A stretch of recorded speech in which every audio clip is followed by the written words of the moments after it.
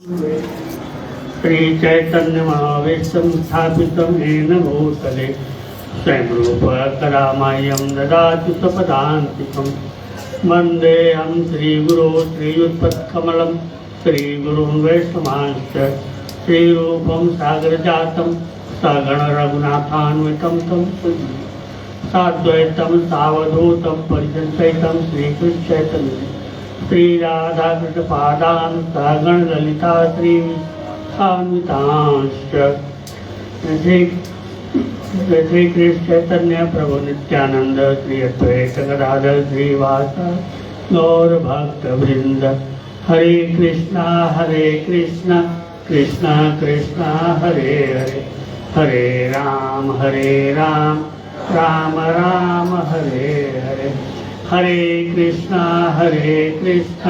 कृष्णा कृष्णा हरे हरे हरे राम राम राम हरे हरे कृष्णा कृष्णा कृष्णा हरे हरे हरे राम राम राम हरे हरे।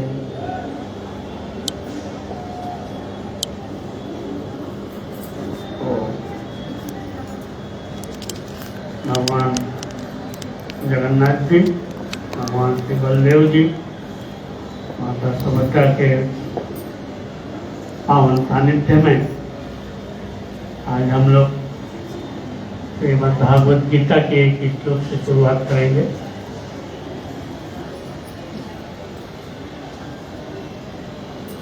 भगवान की कृपा होनी चाहिए हमारे ऊपर भी और आपके ऊपर भी कि हम कुछ उदाहरण दे सकें, कुछ बोल सकें और आप लोग भी उससे ध्यान से सुन सकें।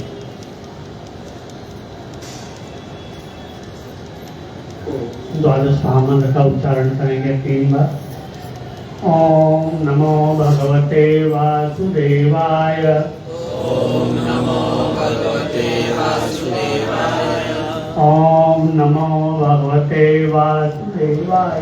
ओम नमो भगवते वासुदेवाय। ओम नमो भगवते वासुदेवाय। ओम नमो भगवते वासुदेवाय। हरे कृष्णा कृष्णा कृष्णा हरे हरे राम राम राम हरे हरे। श्लोक है 7वें अध्याय का 25वां श्लोक। श्रीमद् भगवद गीता का 7वां अध्याय 25वां श्लोक है और महत्वपूर्ण श्लोक है। श्लोक इस तरह से है, नाहं प्रकाशः सर्वस्य योग माया समावृतः मूढ़ोऽयम् अभिजानाति लोको माम अयम् अव्ययः।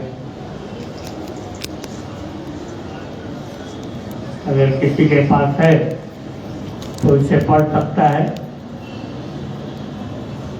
7वें अध्याय का 25वां श्लोक है किसी के पास? नाहं प्रकाशः सर्वस्य योग माया समावृत मूढ़ अयम नाभिजानाति लोको माम अजमपि। यहाँ परमेश्वर भगवान श्री कृष्ण कहते हैं कि नाहं प्रकाशः सर्वस्य,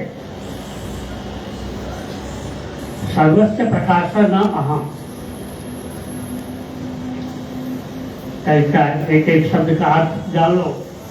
न यानी नहीं, अहम यानी मैं, प्रकाश यानी प्रकट, सर्वस्य सबों के लिए, योग माया यानी भगवान की अंतरंगा शक्ति,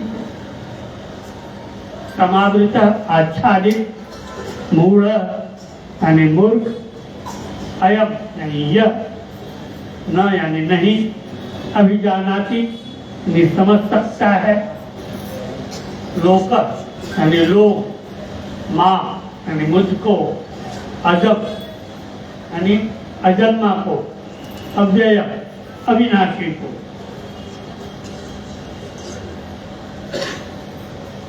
इसका अनुवाद है हिंदी में कि मैं मूर्खों तथा अल्पज्ञों के लिए कभी भी प्रकट नहीं हूँ। उनके लिए तो मैं अपनी अंतरंगा शक्ति द्वारा आच्छादित हूँ, अतः वे यह नहीं जान पाते कि मैं अजन्मा तथा अविनाशी हूँ।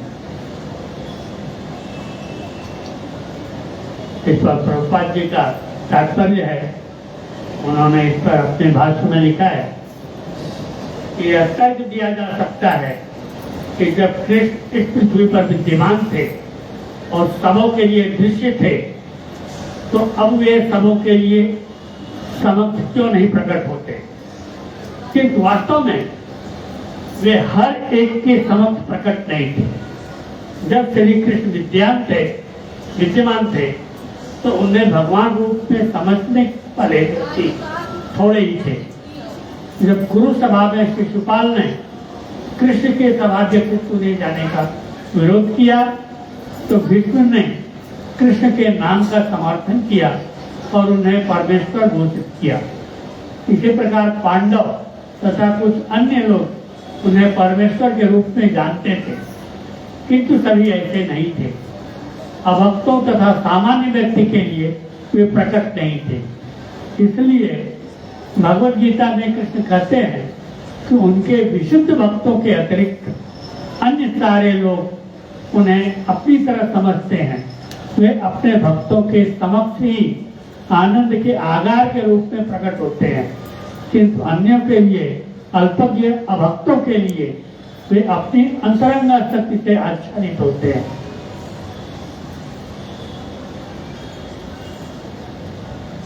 कहने का अर्थ यह है कि नाहम प्रकाश सर्वस्व,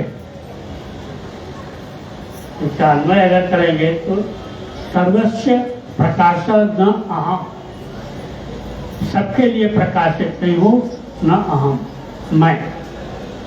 मैं सबके लिए प्रकाशित नहीं हूँ। क्यों? योग माया समावृत, हमारे ऊपर हमारी जो अंतरंगा शक्ति है,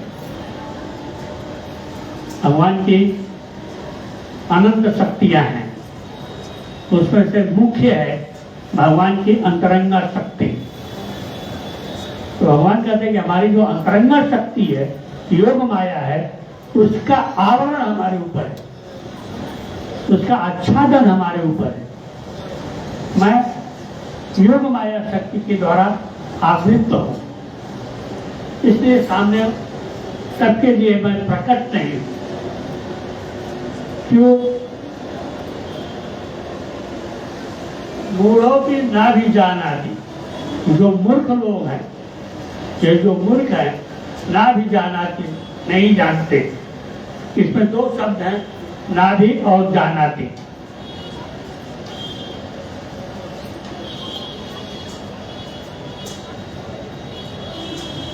सिर्फ जानाति भी कर सकते थे, मूढ़ो एवं न जानाति, कि मूर्ख लोग नहीं जानते।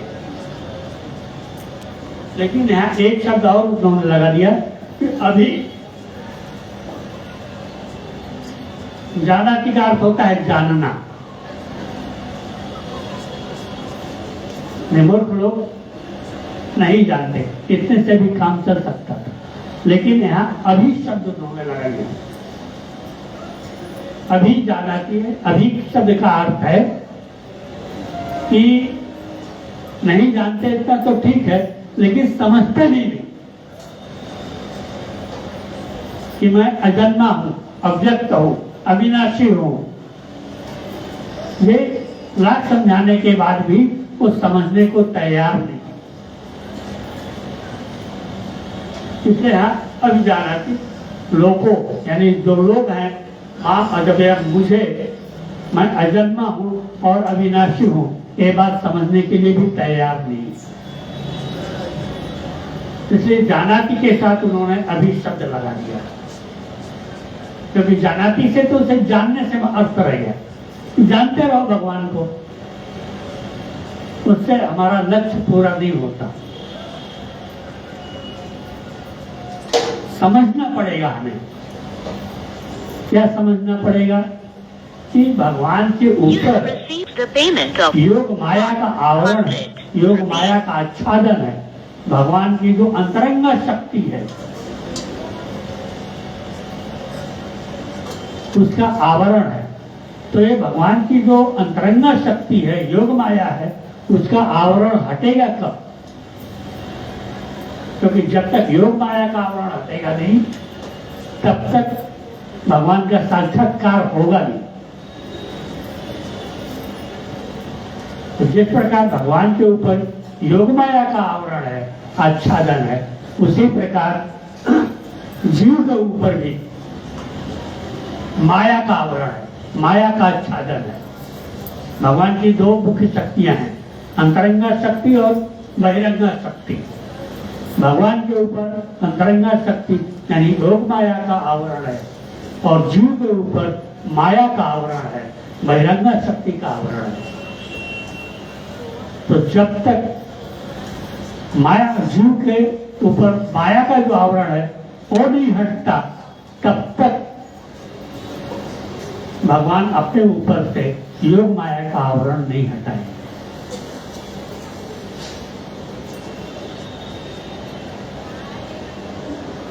माता कुंती भी इसी बात को कहती हैं कि प्रथम स्कंद के 8वें अध्याय के 29वें श्लोक में माया जवनिका सग्नम अधोक्षदम अव्ययम न लक्ष्यते बुद्धिड़ा नटो ज्ञाते धरो तथा। कि जो भगवान है वो भगवान अपने ऊपर माया शक्ति का आवरण, योग माया शक्ति का आवरण लगाए हैं। योग माया शक्ति के आवरण से ढके हुए हैं। अग्नि, अग्नि यानी माया के पर्दे से ढके हुए हैं। लेकिन मुख्य मूर्ख दर्शक जो है, हमारे जैसे लोग यही समझते हैं कि जैसे एक अभिनेता होता है, कलाकार होता है, दूसरे का वस्त्र अगर पहनकर आ जाए तो हम उसे पहचान नहीं पाते कि ये कौन है। कोई भी अभिनेता हो, चाहे नाटक में आप देखें या फिर फिल्मों में भी आप देखें, तो कोई भी किसी का भी रूप पकड़कर किसी के भी वस्त्र धारण कर किया जा सकता है और हम उसे पहचान नहीं पाते कि अभिनेता कौन है। वैसे ही जब भगवान हमारे सामने आते हैं जिनके ऊपर योग माया का आवरण है तो हम पहचान नहीं पाते कि ये कौन है। क्योंकि आप देखेंगे महाभारत में या श्रीमद् भागवतम में भी जब वे सशरीर इस धरा पर उपस्थित थे तो उन्हें पहचानने वाले बहुत थोड़े लोग ही थे, बहुत कम लोग ही थे।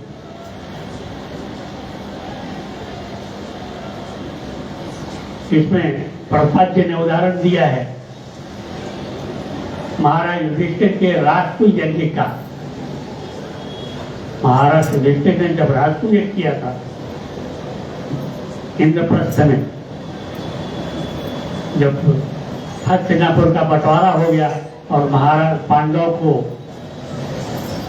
इंद्रप्रस्थ मिला जिसको उन्होंने भगवान श्री कृष्ण की सहायता से बसाया, उसके बाद उन लोगों ने दिग्विजय किया, भारतवर्ष के सारे राजाओं पर विजय प्राप्त की और उसके बाद राजसूय यज्ञ किया। राजसूय यज्ञ का अधिकार ही उसी को है कि जो सारे राजाओं से कर लेता हो, टैक्स वसूलता हो।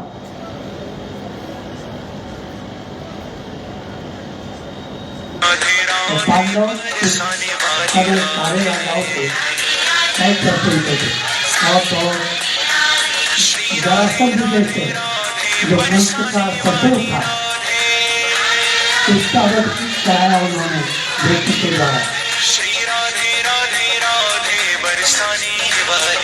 और मगध प्रदेश को अपने राज्य में शामिल किया और उनसे भी सर्वस्व किया और तब वे चक्रवर्ती सम्राट हुए और चक्रवर्ती सम्राट होने के बाद उन्होंने राष्ट्र यज्ञ किया। राष्ट्र यज्ञ में एक प्रश्न उठा कि इस यज्ञ में अग्र पूजा किसकी की जाए, यानी अध्यक्ष किसको बनाया जाए। तो वहां प्रस्ताव आया, सहदेव ने प्रस्ताव दिया कि जब तक हमारे बीच में श्री कृष्ण उपस्थित है तब तक किसी और को अध्यक्ष बनाने की जरूरत ही नहीं है, तो भगवान श्री कृष्ण को ही अध्यक्ष बनाया जाए, जिसका अनुमोदन महाभागवत महात्मा विष्णु ने किया। लेकिन ये बात सुनकर जो भगवान श्री कृष्ण के मौसेरे भ्राता थे शिशुपाल ने इसका विरोध किया और इतना भयंकर विरोध किया कि अनेकों गालियां तक देने लगा भगवान को। वो भगवान मानने को तैयार नहीं था, लेकिन पांडव भगवान मान रहे हैं, जान रहे हैं, विष्णु मान रहे हैं, विदुर मान रहे हैं, लेकिन दूसरे लोग जो मूर्ख हैं, अल्पज्ञ हैं, वो उनको भगवान मानने को तैयार नहीं है। और इतना अपराध किया कि भगवान श्री कृष्ण को शिशुपाल का वध करना पड़ा। उसकी भी एक कथा है अलग से जो महाभारत में बताई गई है। शिशुपाल श्री कृष्ण का मौसेरा भाई था, यानी शिशुपाल की जो बुआ थी, एक तो कुंती थी और दूसरी थी श्रुतस्रवा। श्रुतस्रवा और दंभोज का पुत्र था शिशुपाल, और जब उसका जन्म हुआ तो चतुर्भुज बनकर उसका जन्म हुआ। उसके 4 भुजाएं थी, 4 हाथ थे। तो उसकी माता बहुत व्यथित हुई, डर गई कि 4 हाथ वाला पुत्र हमें कैसे हुआ। तो किसी ब्राह्मण ने भविष्यवाणी की कि जिसके गोद में जाने के बाद इसके 2 हाथ लुप्त हो जाएं, वही इसका वध करेगा। तो श्रुतस्रवा से मिलने भगवान श्री कृष्ण और बलराम गए। उसके पहले जितने भी मेहमान आते थे सबके गोद में श्रुतस्रवा माता देती थी उसको, लेकिन उनका हाथ गायब नहीं होता था। लेकिन जब भगवान श्री कृष्ण गए और उनके गोद में जब उन्होंने शिशुपाल को रखा तो उनका दोनों हाथ गायब हो गया, 2 हाथ लुप्त हो गया। तो श्रुतस्रवा समझ गई कि यही हमारा जो भतीजा है श्री कृष्ण, यही शिशुपाल का वध करेगा। कब उन्होंने भगवान श्री कृष्ण से वचन लिया कि तुम हमारे पुत्र का वध नहीं करोगे, तब भगवान ने उनको वचन दिया कि मैं इसके 100 अपराधों को माफ करूंगा, लेकिन 100 अपराध से ज्यादा अपराध करेगा तो मैं इसको माफ नहीं करूंगा। और उस राष्ट्र यज्ञ में शिशुपाल ने 100 से ज्यादा अपराध किए, और जहां 100 अपराध पूरा हुआ, 101वां अपराध हुआ, भगवान ने अपने सुदर्शन चक्र को आदेश दिया और शिशुपाल का वध किया। यानी उस समय भी भगवान श्री कृष्ण को बहुत सारे लोग समझने को तैयार नहीं थे, मानने को तैयार नहीं थे कि ये परम परमेश्वर कृष्ण ही है। इसलिए भगवान यहाँ कहते हैं, मूढ़ो भी ना भी जाना कि लोगों मामा जगन्नाथ। मूर्ख लोग ये नहीं समझते कि मैं अजन्मा हूं, अविनाशी हूं।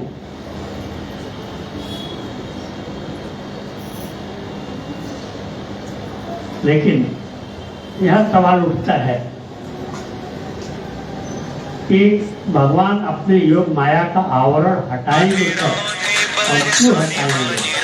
तो तब हटाएंगे कि जब भूल के ऊपर से माया का आवरण हटेगा। भागवतम में प्रभुध्याय ने कहा है कि सत्यम विशुद्धम वसुदेव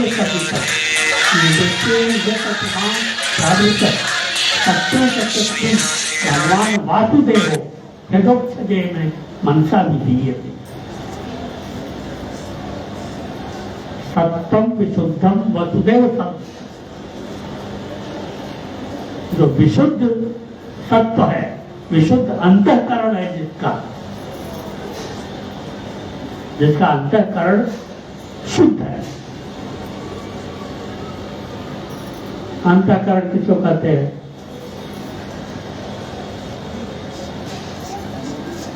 अंतःकरण चार होते हैं, मन, बुद्धि, अहंकार और चित्त। ये अंतःकरण, ये जब शुद्ध होंगे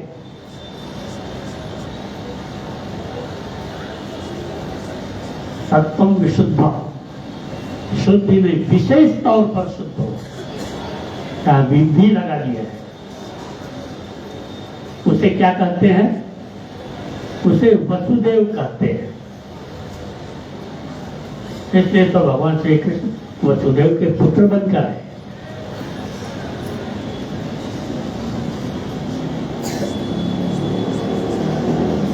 भगवान श्री कृष्ण को वासुदेव यूं ही नहीं कहते।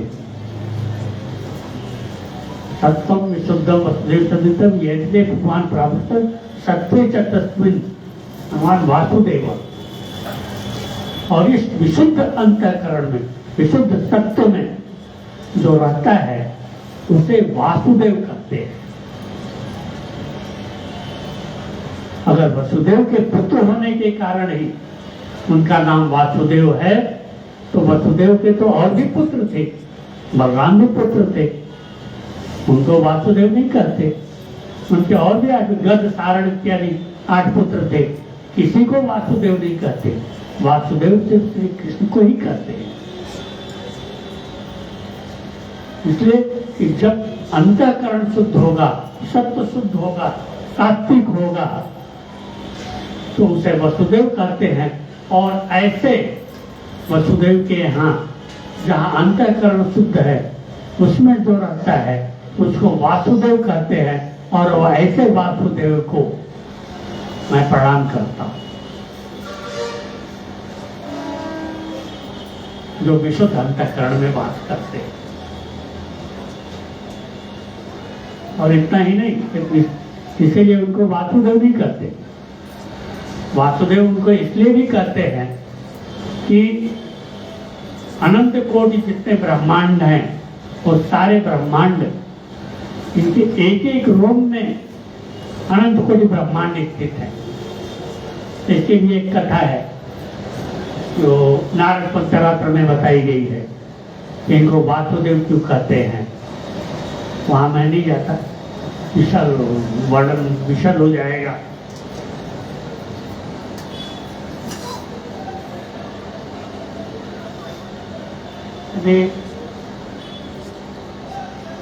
विशुद्ध अंतःकरण में वास करने वाले वासुदेव को प्रणाम करते हैं, लेकिन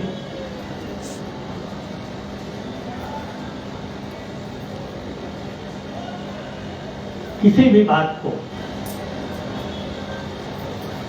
प्रमाणित करने के लिए जब हम ये कहते हैं, जैसे भागवत गीता में कहा गया है, योग माया समावृत, मेरे ऊपर योग माया का आवरण है, तो ये वेद से प्रमाणित है कि नहीं? हमारे यहाँ किसी भी बात को प्रमाणित करने के लिए वेद का उदाहरण दिया जाता है। तो चाहे पहले के परमहंस रहे हों या जगत गुरु रहे हों, सब लोग यही कहते हैं कि ऐसा वेद में कहा गया है, इसलिए मैं कह रहा हूं।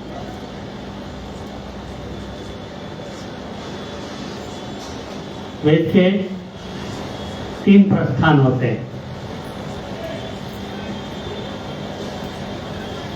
श्रुति प्रस्थान, स्मृति प्रस्थान और गीता, ये 3 प्रस्थान है वेद के। किसी भी बात को प्रमाणित करने के लिए वेद के इन 3 प्रस्थानों का सहारा लिया जाता है। चाहे गीता में तो प्रमाणित किया है योग माया समावृत,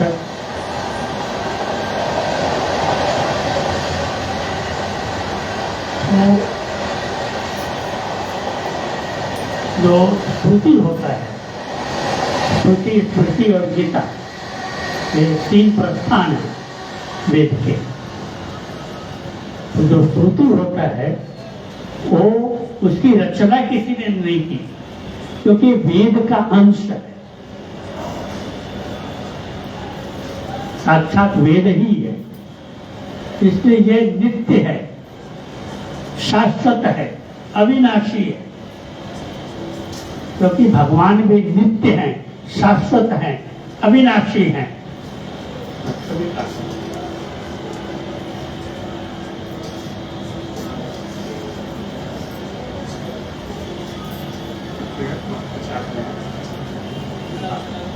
अविनाशी, इसकी रचना भी भगवान ने नहीं की है, ये भगवान के स्वाद से प्रकट हो गए वे। भगवान ने भी इनकी रचना नहीं की, इसलिए इसको अपौरुषेय कहते हैं। तब कुछ लोग इसे पौरुषेय भी कहते हैं, क्योंकि भगवान का एक नाम पुरुष भी है, 100 पुरुष। अगर भगवान का एक नाम पुरुष है और भगवान के स्वाद से वेद प्रकट हुए हैं, इसलिए वेद पौरुषेय भी है।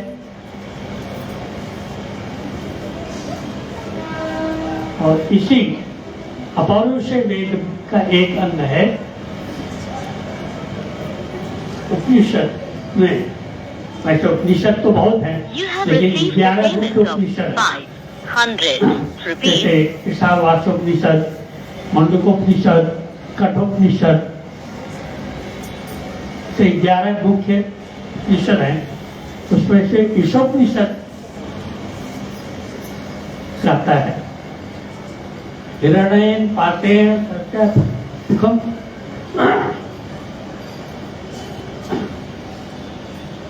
ईशोपनिषद में सिर्फ 18 मंत्र हैं। उन 18 मंत्रों में जो 15वां मंत्र है वो क्या कहता है? हिरण्यमयेन पात्रेण सत्यस्यात् हितं मुखम तत्त्वं पुरुषं अपावृणु सत्य धर्माय दृष्टे। अब इसको आप लिंक कीजिए, योग माया समावृत, और यहाँ जो कहा गया है हिरण्यमयेन पात्रेण सत्यस्यात् हितं मुखम तत्त्वं पुरुषं अपावृणु सत्य धर्माय दृष्टे। उपनिषद कहता है, क्या कहता है? हे प्रभु, हे परमात्मा, हे परम ब्रह्म, आपका जो मुखमंडल है आपके देदीप्यमान स्वर्णमय किरणों से ढका हुआ है। इसलिए हे जगत के पालक, पालन करता है वो। आपने इस देदीप्यमान हिरण्यमय दीप्त तेज को हटाइए, जिससे सत्य धर्माय दृष्टे, आपके सत्य स्वरूप का दर्शन हो।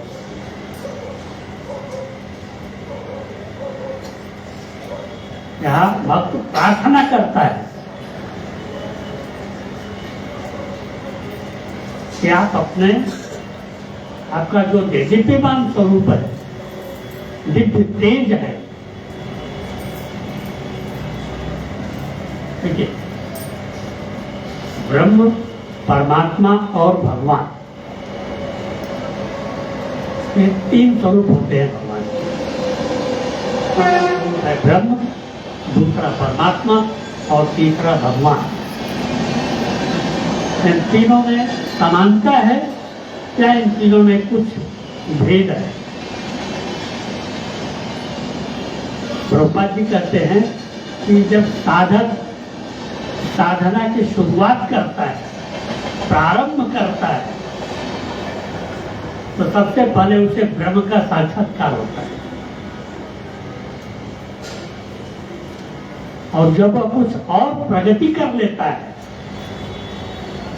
ब्रह्म स्वरूप में स्थित होने के बाद जब भक्ति मार्ग पर और आगे बढ़ता है वो, तो उसे परमात्मा स्वरूप का दर्शन होता है। और परमात्मा स्वरूप का दर्शन होने के बाद भी जब वो आगे बढ़ता है और दृढ़ होता है, विश्वास उसका और दृढ़ होता है, सत्व विशुद्धम, उसका सत्व विशुद्ध हो जाता है, तब उसे भगवान का साक्षात्कार होता है।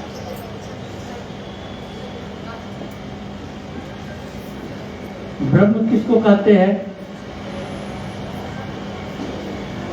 यानी निर्विशेषवादी जो हैं, निराकारवादी हैं,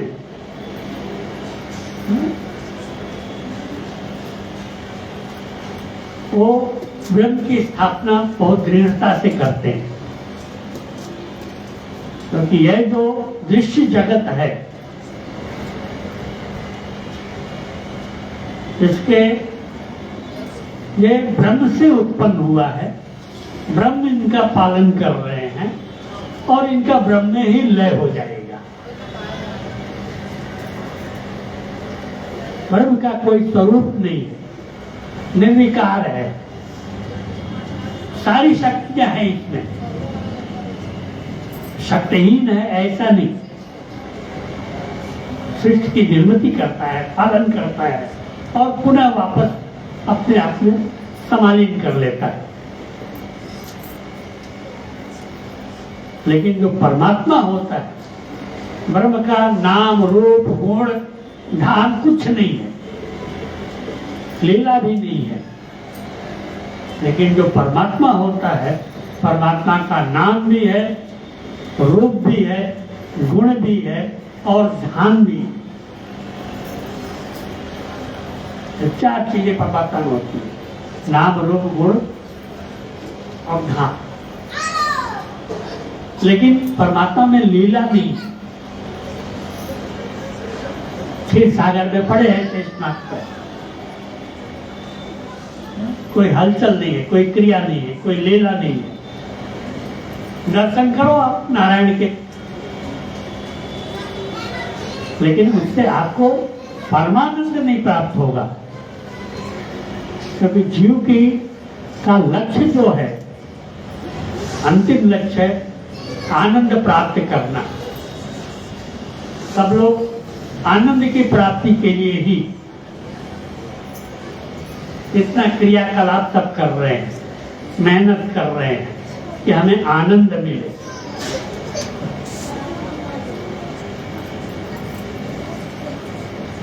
आज किसी को 100 रुपया मिला, नहीं हमें 1000 चाहिए, 10,000 चाहिए, लाख चाहिए, लेकिन कितना भी उसे मिल जाए, करोड़ों भी मिलता है, तब भी उसे आनंद प्राप्त नहीं होता।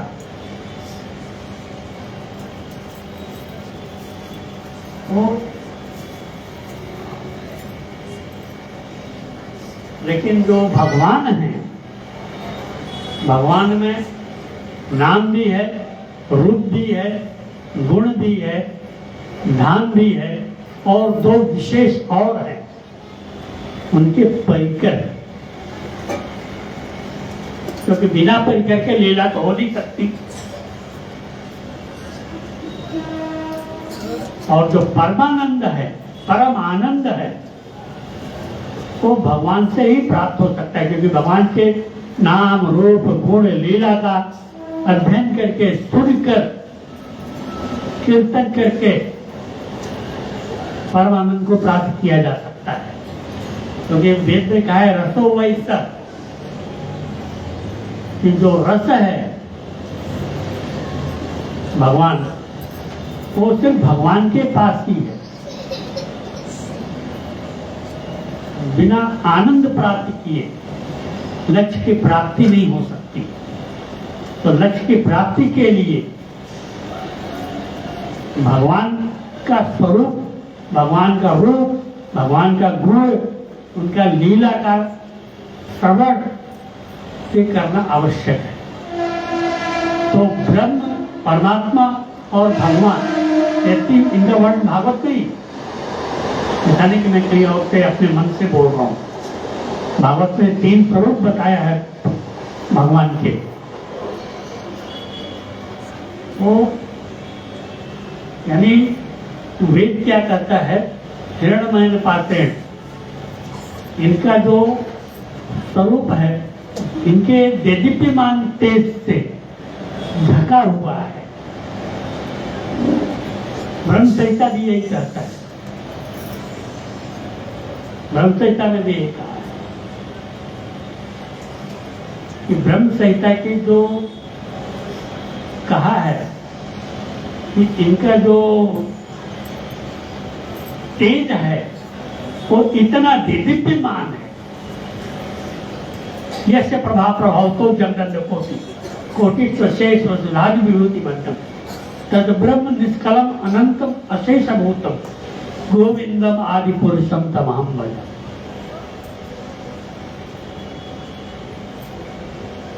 यानी इनका तेज केड़े इतनी दिव्यमान है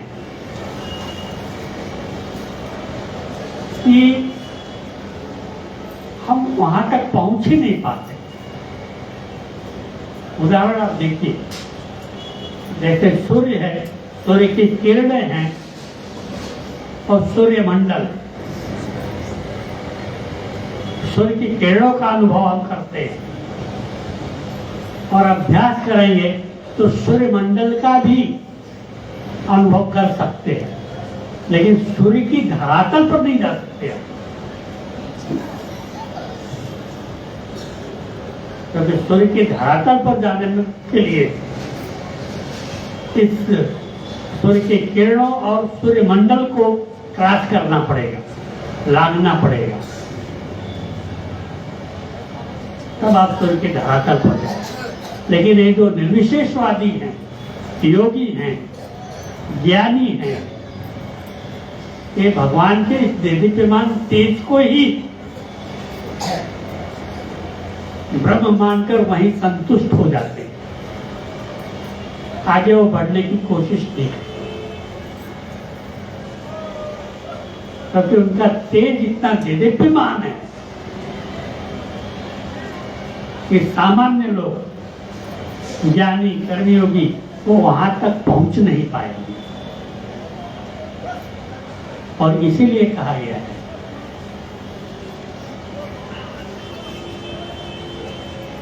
वेद कहता है भक्ति रेव एनम नयति। वेद कहता है भक्ति रेव एनम नयति, भक्ति ही, भक्ति यानी ही, एनम यानी जीव को, नयति ले जाता है। कहाँ ले जाता है? भगवान के पास। वेदों में तो सारी चीजों का वर्णन है, कोई विषय ऐसा नहीं है कि जो वेदों से छूटा हो।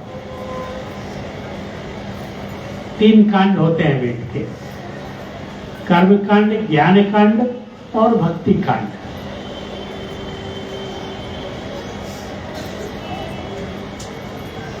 तो कर्म कांड और ज्ञान कांड, कोई कहता है कि भाई मुझे गोलोक नहीं चाहिए, मुझे मुक्ति नहीं चाहिए, मुझे तो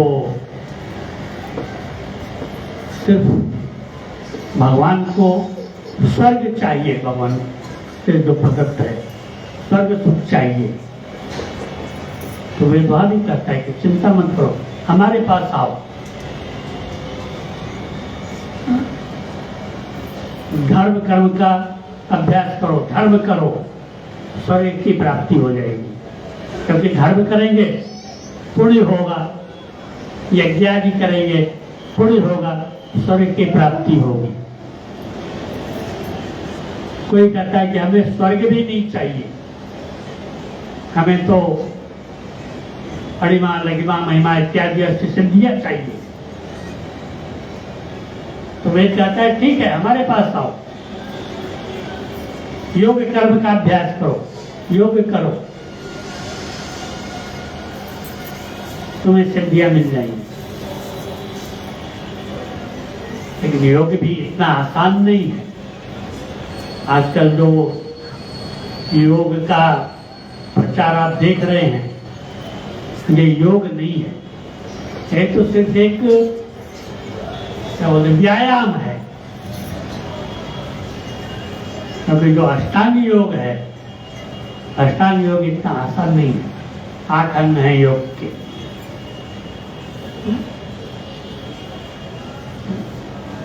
यम नियम प्राणायाम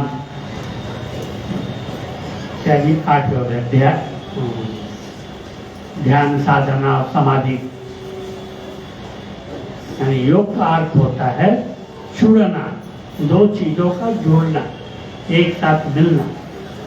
तो किसका जुड़ना? आत्मा और परमात्मा का योग।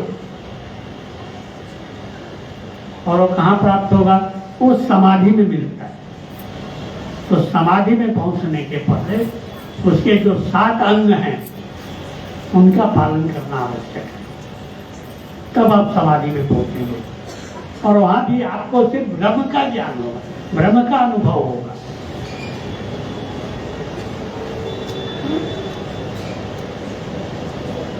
कोई कहता है हमें स्वर्ग भी नहीं चाहिए, क्योंकि स्वर्ग भी तो नाशवान है।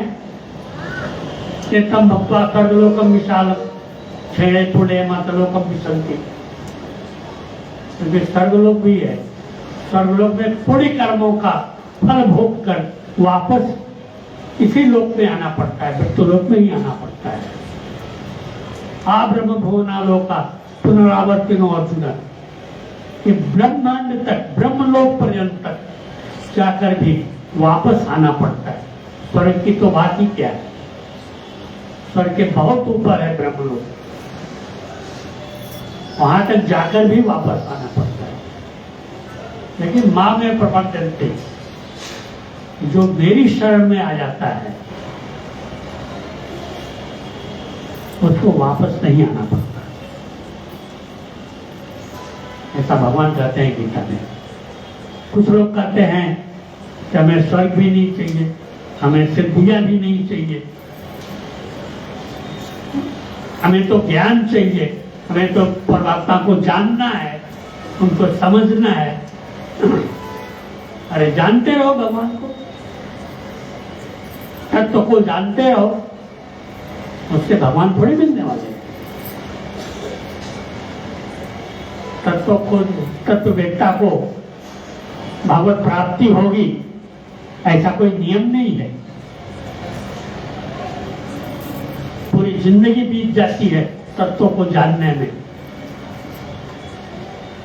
लेकिन अंत में मालूम पड़ता है, महसूस होता है कि हमने तो कुछ जाना ही नहीं, हमने तो ईश्वर को जाना ही नहीं।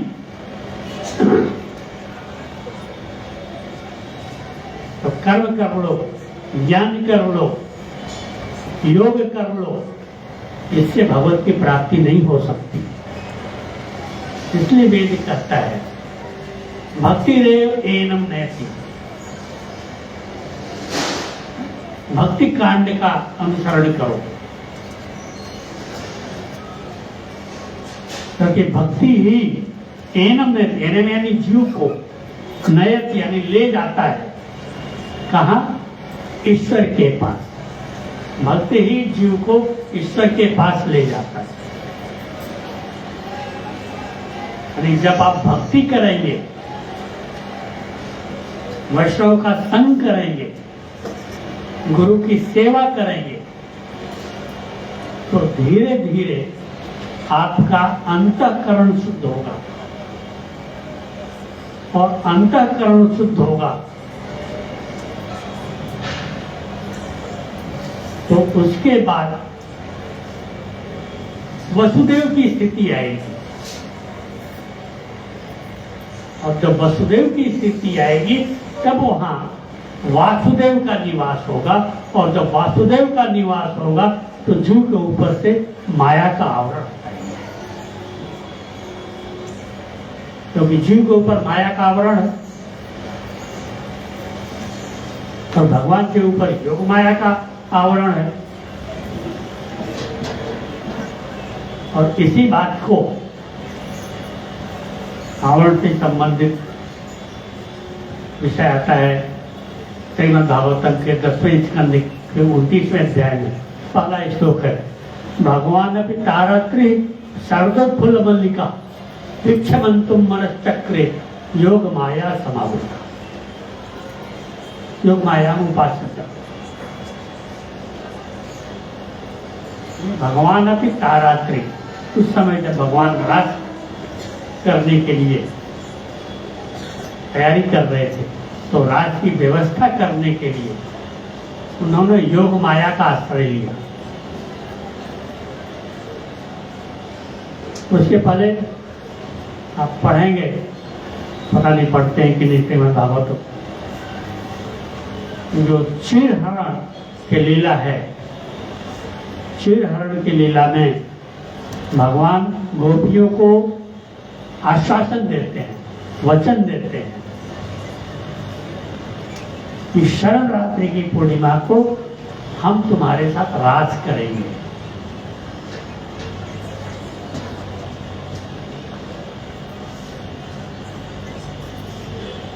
क्योंकि जब तक क्षीरहरण नहीं हुआ था तब तक गोपियों के ऊपर एक आवरण था, वो यानी जीव आवरण था। क्षीरहरण से उन्होंने वो आवरण हटाया। तो जीव के ऊपर से आवरण हटाते हैं भगवान। कब हटाते हैं? जब अंतःकरण शुद्ध होता है। उस समय भगवान ने गोपियों को आश्वासन दिया था कि शरद पूर्णिमा को हम तुम्हारे साथ राज करेंगे। और उसी शरद पूर्णिमा की रात्रि को भगवान अपनी तारात्रि, उस रात्रियों में उन्होंने योग माया उपासित, योग माया का आश्रय दिया और योग माया ने सारी व्यवस्था की। शारदोत्फुल्ल मल्लिका, उस रात्रि में शरद में यानी जो मौसम था वो एक सुहावना बन गया और कोई एक रात्रि की रात नहीं थी। ऐसा कहते हैं कि कई रात्रियों का रास्ता उस समय भगवान ने अपनी शक्ति के कारण उन्होंने उस एक रात्रि को कई युगों का बना दिया। ये अनंत काल तक वो रात होता रहा। उस समय रुक गया था क्योंकि भगवान का जो धाम है, प्रिय कांता कांता परम पुरुष कल्पतरौ धूमा भूमि चिंतामणि गणमयी त्वयमृतम कथा गानम नाट्यम गमनपि वंशे प्रिय सखी चिदानंदम ज्योति परमपि तदा स्वाद्यमपि च सयत क्षीराब्धि सुरभिद्य सुमः निमेषा राक्षो वावसित नहीं यत्रापि पदेश्वर दीपक गोलोक वित्तीय। यानी वो जो समय था भगवान के धाम में, समय की गति नहीं है। वहां कभी भूत और भविष्य नहीं होता। वहां निरंतर सिर्फ वर्तमान ही रहता है। वहां का प्रत्येक गमन भी नृत्य है, नाट्य है। स्वर जो है वो भी बांसुरी का वादन है। और जहां करोड़ों करोड़ों सुरभि गायें, गायों का दूध की नदियां बहती हैं, ऐसे सूरत में भगवान का धाम जो है उसको ब्रज धाम ने योग माया ने प्रकट किया और वहां भगवान ने गोपियों के साथ रास किया। क्योंकि भगवान के रास में सम्मिलित होने के लिए सामान्य जन या सामान्य जीव अधिकारी नहीं है। और तो भक्ति के द्वारा जिनका अंतःकरण शुद्ध हो चुका है, तो गोपियां भी कोई सामान्य गोपियां नहीं थी, कोई नित्य सिद्धा गोपियां थी, कोई साधन सिद्धा गोपियां थी।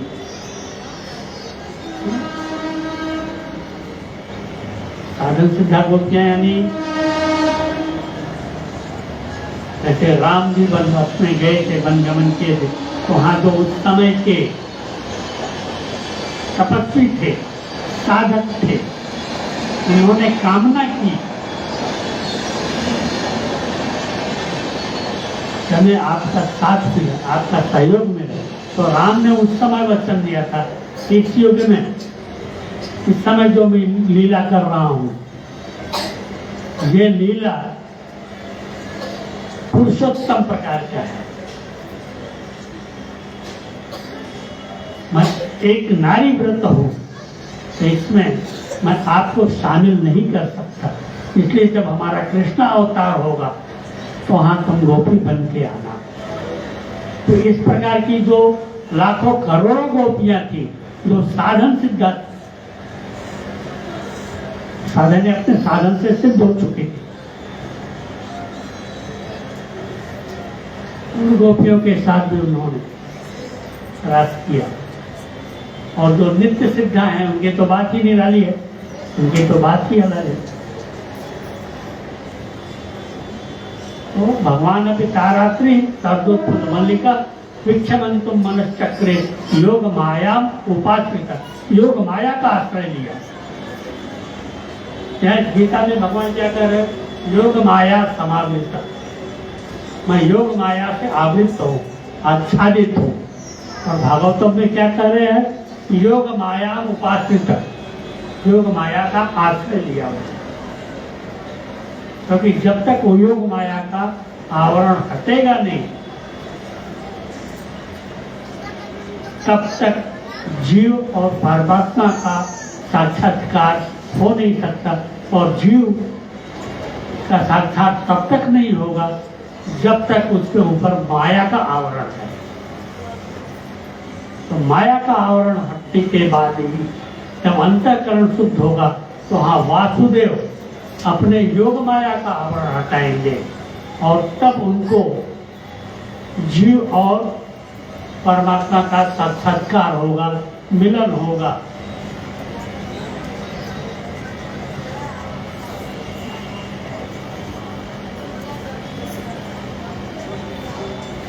आगे प्रभुपाद जी कहते हैं श्रीमद् भागवतम में 10-14-7 में, ब्रह्मा द्वारा की हुई यह स्तुति, हे भगवान, हे परमात्मा, हे समस्त रस्तों के स्वामी, संसार में ऐसा कौन है जो आपकी शक्ति तथा लीलाओं का अनुमान लगा सके। आप सदैव अपनी अंतरंगा शक्ति का विस्तार करते रहते हैं, अतः कोई भी आपको नहीं समझ सकता। विज्ञानी तथा विद्वान भले ही भौतिक जगत की परमाणु संरचना का या विभिन्न ग्रहों का अन्वेषण कर ले, किंतु अपने समक्ष उसके विद्यमान होते हुए भी कि आपकी शक्ति की गणना करने में असमर्थ हैं।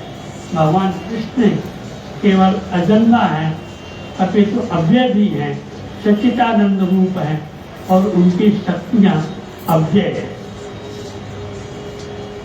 यानी ब्रह्मा की स्तुति करते हैं भगवान श्री कृष्ण की 14वें अध्याय के 10वें स्कंद के 14वें अध्याय, जब ब्रह्मो हुआ था ब्रह्मों की कथा तो आपको मालूम है, ज्ञात है।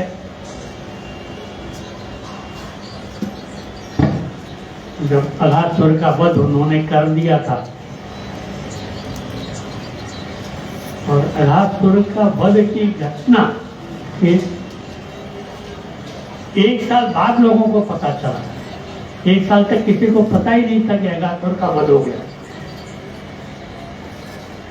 क्यों? तो रोज आते जाते थे, गायों को लेकर रोज वन में जाते थे और गायों को रोज लेकर आते थे अपने ग्वाल वालों के साथ। लेकिन 1 साल तक अघासुर वध कथा ब्रज में किसी को पता नहीं चली। तो इसलिए अघासुर वध के बाद जब गोप सखाओं के साथ भगवान गायों को चराने के लिए वन में गए, तो वहाँ जब उनको भूख लगी, अपने गाय के बछड़ों को उन्होंने छोड़ दिया चरने के लिए। उनको भूख लगी, अपने ग्वाल वालों के साथ, मंडली के साथ एक घेरा बनाकर, राउंड बनाकर बैठ गए। क्योंकि जैसे आजकल स्कूल में देखते हैं, जब बच्चा टिफिन लेकर जाता है तो सारे बच्चे एक दूसरे के टिफिन में से कुछ न कुछ लेते हैं, अपना देते हैं, किसी का लेते हैं। वैसे ही भगवान भी गोप सखाओं को उनकी माओ ने जो दिया था कलेवा नाश्ते के लिए, वो गोप सखाओं से लेते और माता यशोदा ने जो दिया वो अपना गोप सखाओं को बांटते। और उसके लिए कभी कभी गोप सखाओं का जूठन भी खाते थे। ये बात नारद ने ब्रह्मा को जाकर बताई। इस समय धरातल पर, पृथ्वी पर परम ब्रह्म परमेश्वर भगवान श्री कृष्ण सशरीर उपस्थित हैं और अब लीला कर रहे हैं, गोप लीला कर रहे हैं। ब्रह्मा को के बाद जने ने उनको विश्वास नहीं हुआ कि परम ब्रह्म धरती पर क्या कर रहे हैं। वो आकर परीक्षा लेने के लिए वो धरा पर आए और उन्होंने जब कृष्ण को गोप बालकों के साथ देखा, उनका जूठन खाते हुए देखा, उनका जूठन खिलाते हुए देखा, तो उनको बड़ा आश्चर्य हुआ और भ्रमित हो गए, चकित हो गए। ये कैसा ब्रह्म, ये भगवान कैसे हो सकता है जो लोगों का जूठन खा रहा है। दिग्भ्रमित हो गए, उनकी बुद्धि फेल हो गई। तो उन्होंने क्या किया कि जितने भी ग्वाल बाल थे, भगवान के सारे ग्वाल बालों को और सारे गाय के बछड़ों को उन्होंने हरण कर लिया और ब्रह्मलोक लेकर चले गए और वहां जाकर उनको छिपा दिया। और फिर वापस आकर देखा उन्होंने, भगवान ने ध्यान लगाया, देखा कि बछड़े कहाँ गए, ग्वाल बाल कहाँ गए। 2 बार में हरण किया। पहले तो गाय के बछड़ों का हरण किया, उनको जब ढूंढने के लिए भगवान श्री कृष्ण गए तो इधर उन्होंने गोप बालकों का अपहरण कर लिया। लेकिन भगवान जब वापस आए तो यहाँ गोप बालक भी नहीं, वहाँ गोप गाय के बछड़े भी नहीं, यहाँ गोप बालक भी नहीं। तो उन्होंने जब ध्यान दिया तो उनके समझ में आया कि ब्रह्मा की करतूत है और उन्होंने कुछ नहीं किया। ब्रह्मा को कोई क्या बोलते हैं, डांटना फटकारना कुछ नहीं किया। उन्होंने जितने ग्वाल बाल थे, जैसे ग्वाल बाल थे, जिस स्वरूप के ग्वाल बाल थे, जैसे गो बछड़े थे, जितने गो बछड़े थे उतना स्वयं निर्मित कर लिया, बना दिया। जो ग्वापवाल जिस वेश में था, जिसके पास डंडी थी तो डंडी भी बन गए, कोई वाद्य यंत्र था, वाद्य यंत्र भी बन गए, उनके वस्त्र भी बन गए, जो जैसा था वैसा ही बन गए। और वैसे ही उसी दशा में 1 साल तक वो ब्रज में आते रहे। लेकिन चूंकि वह स्वयं जितने भी गोप बालक थे, जितने भी गोप गायों के बच्चे थे, वो स्वयं भगवान श्री कृष्ण थे। इसलिए उनको देखकर उन गोप बालकों की जो माताएं थी, उनको विशेष आकर्षण हुआ, क्योंकि थे तो भगवान श्री कृष्ण ही स्वरूप अनंत रूपों में। इसलिए तो कहते हैं कि ब्रज के जितनी गोपियां थी, जितने गोप थे, सबके पुत्र भगवान श्री कृष्ण को माना जाता है, क्योंकि वे स्वयं गोप बालकों के रूप में वहां पर उनके साथ रहते थे, उनका दूध पानी करते थे। और ये 1 साल चला, लेकिन 1 साल तो भगवान ब्रह्मा के क्षण मात्र के बराबर भी है। यानी जितने पलकें उठना गिरना होता है, उतने में ही तो यहाँ युग भी बीत जाता है, इतने क्षण मात्र में। और जब वो वापस आए देखने कि कृष्ण क्या कर रहे हैं, तब उन्होंने देखा कि जैसे वो पहले थे गोप बालकों के साथ जो क्रीड़ा कर रहे थे, लीला कर रहे थे, तो गाय के बछड़े जो चरने गए थे, वो सब आएगी जैसे थे वैसे थे। और तब उनको ज्ञान हुआ, वो जान पाए, तभी जानाती, गीता के श्लोक में ना भी जानाती, समझने योग्य हुए। और तब उन्होंने भगवान श्री कृष्ण की स्तुति की, और उस स्तुति में उन्होंने जो कहा है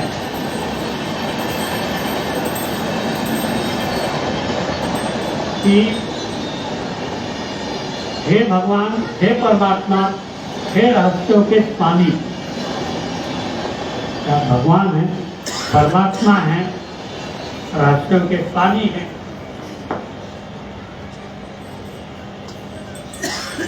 तो जो परमात्मा भी होते हैं ना, हरे कृष्णा कृष्णा कृष्णा हरे हरे, हरे राम राम राम हरे हरे, हरे कृष्णा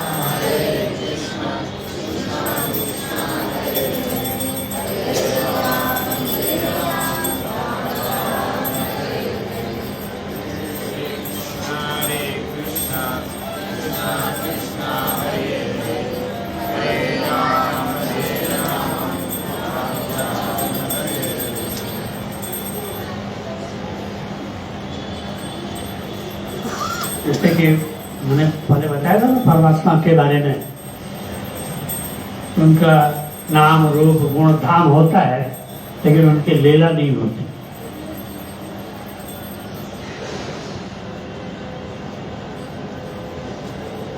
जैसे वेद भगवान द्वारा प्रकट किए गए हैं, लेकिन जो स्मृति है, स्मृतियों की रचना भगवान वेद व्यास ने की है। जितने भी स्मृतियाँ, पुराण वगैरह जितने, इनकी गणना स्मृतियों में होती है, लेकिन उपनिषदों की गणना वेदों में होती है। क्योंकि जितने इसके अलावा श्रुति और स्मृति को छोड़ के जितने भी मानवकृत ग्रंथ हैं, यानी मनुष्यों द्वारा बनाए गए जितने ग्रंथ, और तो और क्या बात करें, श्रीमद् भागवत गीता ही अनेकों लोगों ने, हजारों लोगों ने इस पे भाष्य ली है। आजकल एक नया गीता प्रचार में है, जिसको क्या बोलते हैं, उसको अड़गड़ानंद स्वामी की कुछ अलग नाम से प्रचार कर रहे हैं उसका, गीता का। हजारों लोगों ने अपने सुविधा के अनुसार, अपने बुद्धि से अनेकों भाष्य किए, लेकिन प्रभुपाद जी ने इस पे कोई भाष्य नहीं किया किसी सूत्र पर। इसीलिए प्रभुपाद जी ने श्रीमद् भागवत गीता यथारूप यानी जैसा है वैसा ही प्रस्तुत किया है। उन्होंने उसमें कुछ मानवकृत बातों को जोड़ा नहीं है,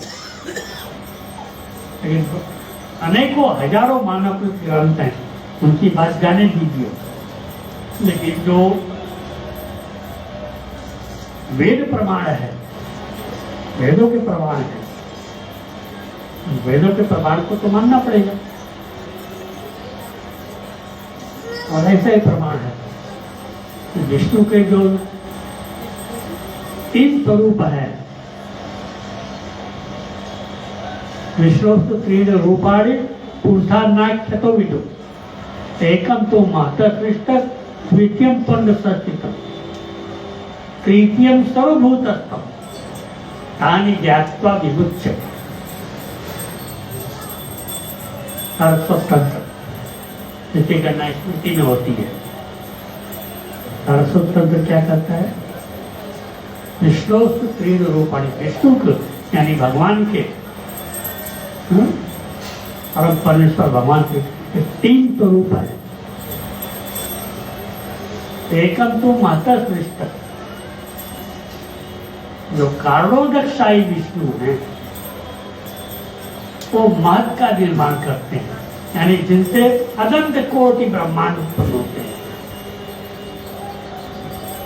आज हम जिस ब्रह्मांड में रहते हैं, अनंत कोटि ब्रह्मांड है। अब जिस ब्रह्मांड में रहते हैं उसके जो 3 प्रमुख देव हैं, ब्रह्मा, विष्णु और महेश, तो ब्रह्मांड के 3 प्रमुख देव।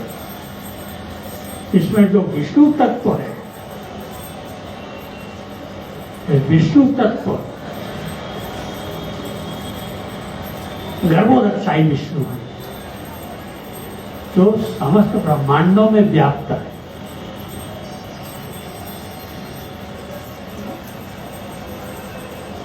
और जो तृतीय है सर्वभूतस्थम, सारे भूतों में व्याप्त है,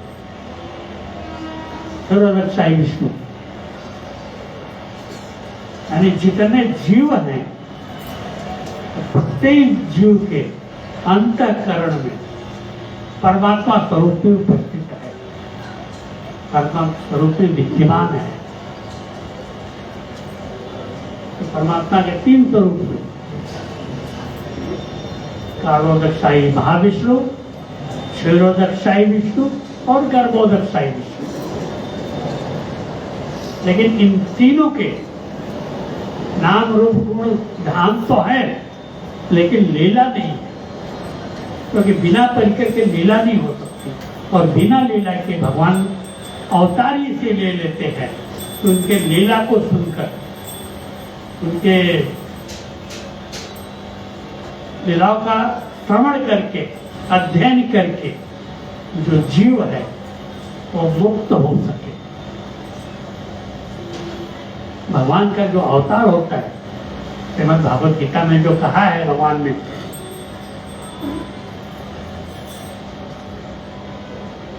क्या कहा है? यदा यदा हि धर्मस्य ग्लानिर्भवति भारत अभ्युत्थानम् अधर्मस्य तदात्मानं सृजामि। है ना कि जब धर्म की हानि होगी तब मैं धर्म की स्थापना के लिए स्वयं अवतार ग्रहण करूंगा। लेकिन इस बात को जो भगवान ने गीता में कहा है, इस बात को गोपियों ने नहीं माना है। धर्म की स्थापना के लिए भगवान आते हैं।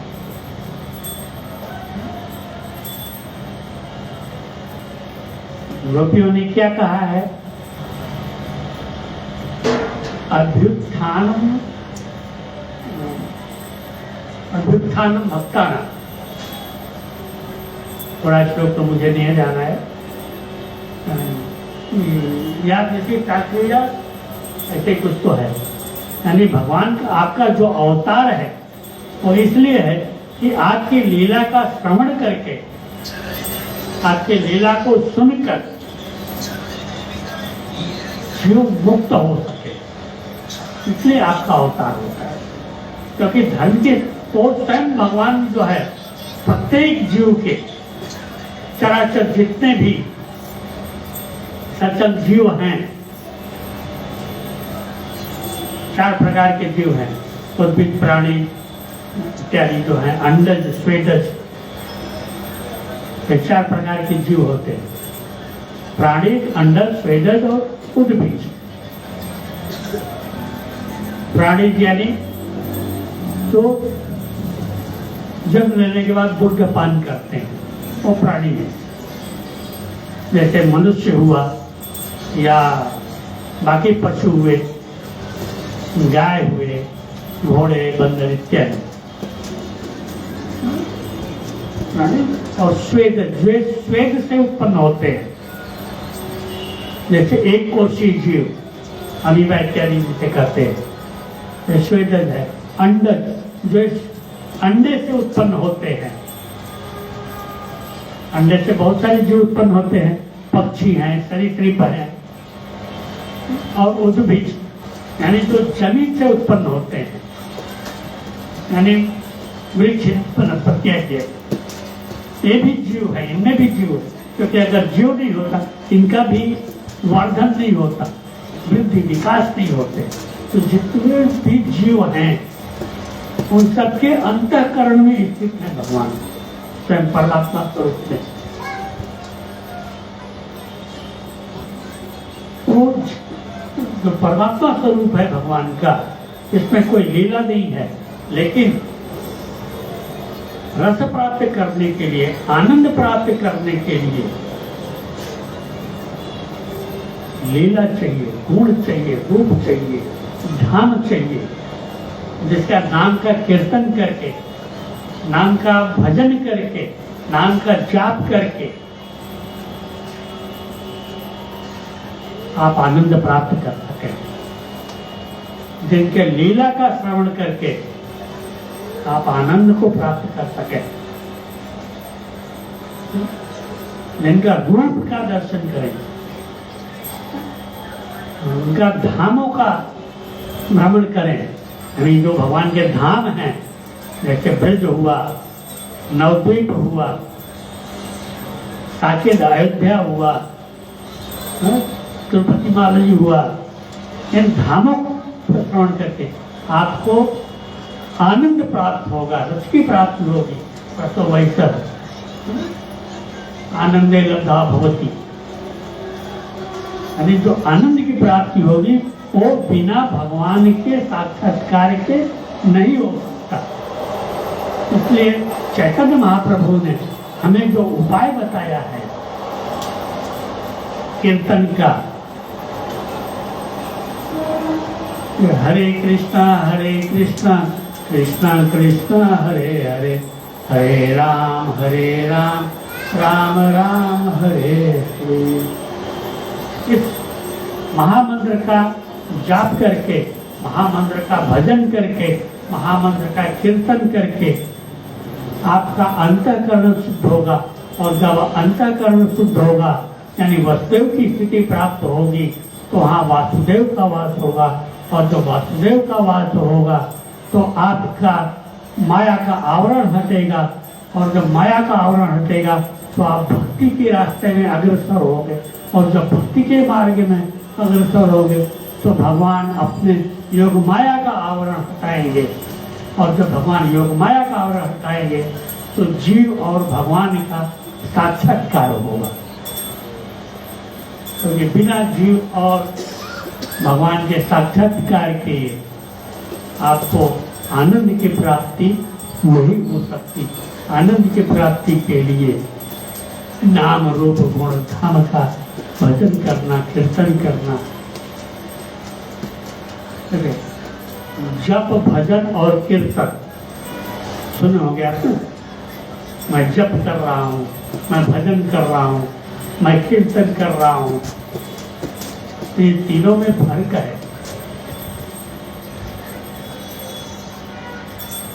शास्त्रों में ऐसा बताया गया कि जब आप जप करते हैं तो जप में ओठ नहीं हिलते। जब जाप करते हैं ना तो ओठों का हिलना नहीं होता। यानी आवाज नहीं निकलती मुंह से, उसको जप करते हैं। जैसे संध्या बंदन इत्यादि, गायत्री जप इत्यादि आप करते हैं या जो भी करते होंगे, होठों की हलचल नहीं होती, उसको जप करते हैं। लेकिन भजन में होठों की हलचल होती है, लेकिन उसमें स्वर इतना ही निकलता है कि उसका श्रवण खुद कर सके, दूसरे को उसका श्रवण नहीं होता, उसको भजन करते हैं। जैसे महामंत्र का भजन करते हैं ना, हरे कृष्ण कृष्ण कृष्ण हरे राम राम राम हरे हरे। यानी इसका इस स्वर की आवाज सिर्फ हमें ही सुनाई पड़ता है, यानी इसमें सिर्फ हमारा कल्याण होगा। लेकिन कीर्तन ऐसी विधि है कि कीर्तन जोर से नृत्य के साथ, वाद्य यंत्रों के साथ कीर्तन किया जाता है, और उसका उद्देश्य यही है कि कीर्तन से कीर्तन करने वाले का तो भला होता ही है, लेकिन जो सुनता है उसका भी भला होता है। क्योंकि श्रीमद् भागवतम में कहा गया है कि भगवान कर्ण के माध्यम से, कानों के माध्यम से भगवान जीव के अंतःकरण में जाकर स्थापित होते हैं, अंतःकरण में जाकर बैठ जाते हैं और उसके माया के आवरण को हटाते हैं। इसलिए कीर्तन प्रधान है वैष्णव के लिए। और जो गौड़ी वैष्णव हैं, चैतन्य महाप्रभु के अनुयायी हैं, उनके लिए जाप से श्रेष्ठ भजन है और भजन से श्रेष्ठ कीर्तन है। क्योंकि कीर्तन से सिर्फ स्वयं का उद्धार नहीं होता, सुनने वाले का भी उद्धार होता है। तो योग माया के आवरण को हटाने के लिए और जीव के माया के आवरण को हटाने के लिए कीर्तन करना सर्वश्रेष्ठ है, ऐसा गौड़ी वैष्णव का सिद्धांत है। आज यही मैं अपने वाणी को विराम देता हूँ। हरे कृष्णा कृष्ण कृष्ण हरे हरे, हरे राम राम राम हरे हरे। आज जो मैंने कहा उस विषय में अगर किसी को कोई बात समझ में ना आई हो, किसी को कोई शंका हो, तो प्रश्न पूछ सकता है, यथा उचित इसका समाधान करने की कोशिश करूंगा।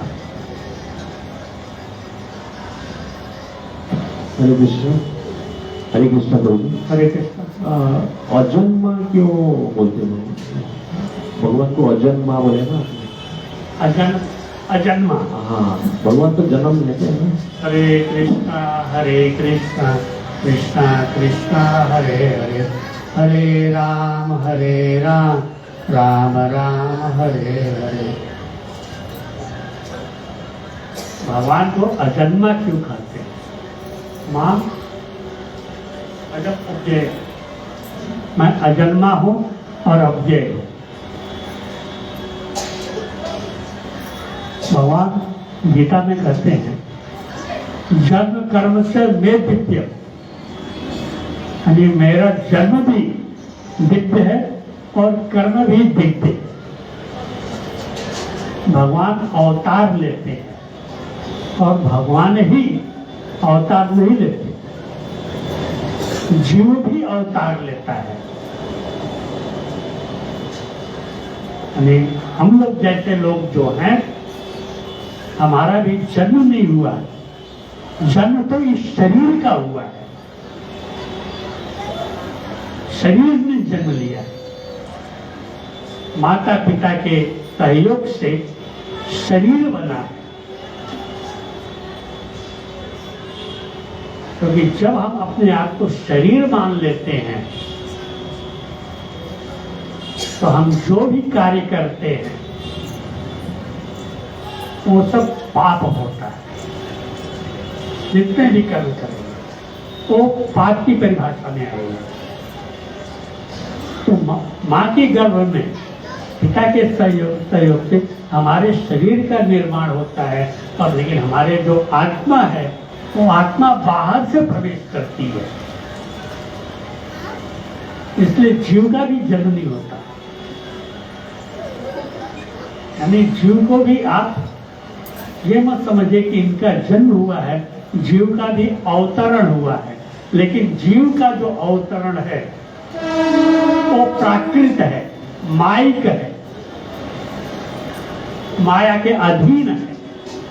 लेकिन भगवान का जो कर्म और जन्म है, जन्म कर्म च वे दिव्य, तो उनका जन्म और कर्म भी दिव्य है। वो कोई माइक नहीं है, क्योंकि जब हम माइक के संपर्क में आते हैं तो माइक के संपर्क में आने के कारण हम जो भी कर्म करते हैं वो सब पाप की श्रेणी में आता है।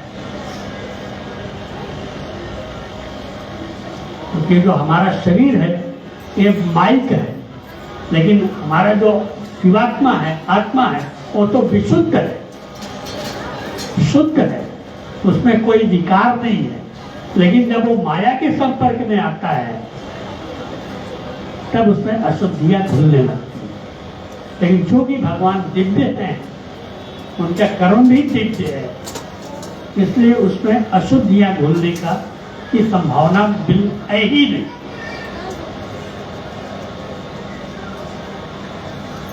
देखिए, हमारा जो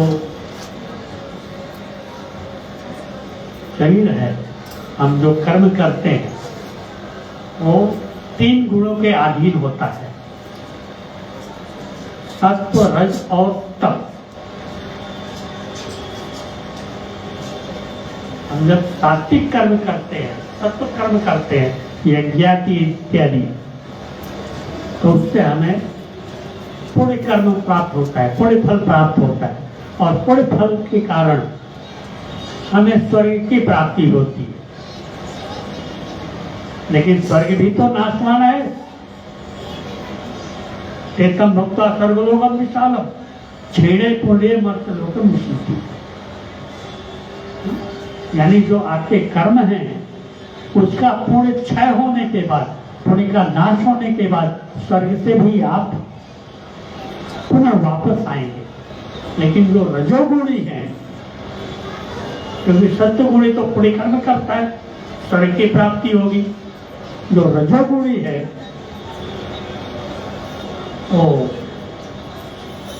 स्वयं कमाना, स्वयं खाना, न उद्धव से लेना न माधव से देना, उसको किसी से मतलब नहीं है। माँ बाप से प्यार करेगा, पत्नी से प्यार करेगा, बेटा से, बेटी से, किसी से भी प्यार करेगा, लेकिन वो प्यार तो रहेगा तो माई के ही, माया के जगत में ही रहेगा। रजोगुणी, तो रजोगुणी वाले को मर्त्यलोक की प्राप्ति होती है। लेकिन जो तमोगुणी होता है, तो तमोगुण को तो पता है आपको, नरक की प्राप्ति होगी। इसीलिए तो जैसा मैंने पीछे बताया कि वेद में सबका वर्णन है, कर्म कांड, ज्ञान कांड, भक्ति कांड। स्वर्ग की प्राप्ति हो सकती है आपको, रजोगुणी होंगे, रजगुण का पालन करेंगे तो मृत्युलोक की प्राप्ति होगी। यानी जो तीनों गुण हैं, ये तीनों गुण सत्व रज तम, ये माइक गुण है, माया के गुण हैं। और सृष्टि में जितने भी जीव हैं सब माइक हैं, लेकिन भगवान न भूत संग संस्थानो, भगवान का जो शरीर है वो भूतों का संग नहीं है। भूत यानी पंच महाभूत, पंच महाभूत का संग नहीं है, वो दिव्य है। इसलिए भगवान का जो जप और कर्म होता है वो भी दिव्य होता है, इसलिए उनका जन्म नहीं होता, उनका अवतरण होता है। जीव का भी अवतरण होता है, लेकिन फर्क इतना है कि जीव माइक है और भगवान दिव्य है। और किसी का कोई प्रश्न?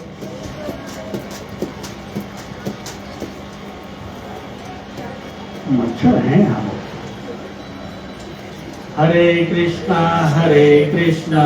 कृष्णा कृष्णा हरे हरे, हरे राम राम राम हरे हरे।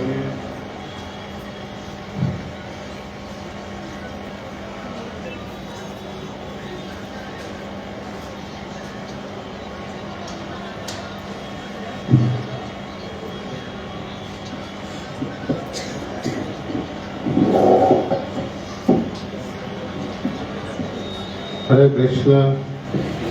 जगन्नाथ बलदेव सुभद्रा मैया की, जगत गुरु श्रील प्रभुपाद महाराज की, निताय गौर हरि प्रेमानंदे। तो एक बार सभी लोग महामंत्र बोलेंगे प्रभु जी को आभार व्यक्त करते हुए। हरे कृष्णा कृष्णा कृष्णा हरे हरे, हरे राम राम राम हरे हरे।